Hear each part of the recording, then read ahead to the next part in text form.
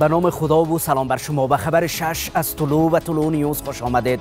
امروز پنجشنبه 16 ماه اسد سال 1404 خورشیدی است. سرخط خبرها: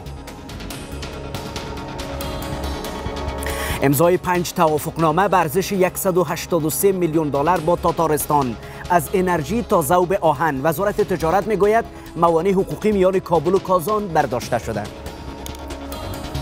بازرگانان محترم، جمهوری تاتارستان در مرکز فدراسیون روسیه قرار دارد و از نظر اقتصادی توسعه یافته ترین جمهوری در فدراسیون روسیه است. یکی از بزرگترین ذخایر لیتیم در افغانستان الحمدلله وجود دارد. آزادی 300 زندانی افغان از زندانهای پاکستان. کارشناسان میگویند نبود توافق میان کابل و اسلام آباد مهاجران را در وضعیت شکننده قرار داده.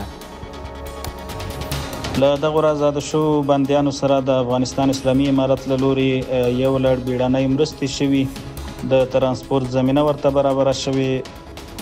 تأکید نابینایان بر فراهم شدن زمینه تحصیلی و شغلی. مسئولان میگویند 20 مرکز آموزشی ویژه نابینایان و ناشنوایان در 18 ولایت فعال است، اما دانش آموزان انستیتوت روشندلان خواهان سهم بیشتر در کنکور و استخدام در نهادهای دولتی اند.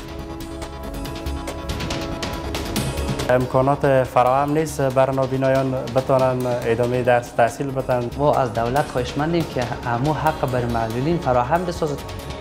عطر سیب در هوای بهارک. جشنواره سیب در بدخشان برگزار شد.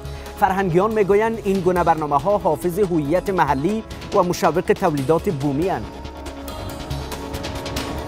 و صف لاری ها پشت رفح. کمک ها به غزه همچنان در انتظار عبور. با وجود ارسال 1000 لاری در 2 هفته گذشته، نهادهای بشردوستانه میگویند برای تأمین نیازهای روزانه غزه به 600 لاری در روز نیاز است. مصر میگوید صدها لاری پشت مرز مانده اند.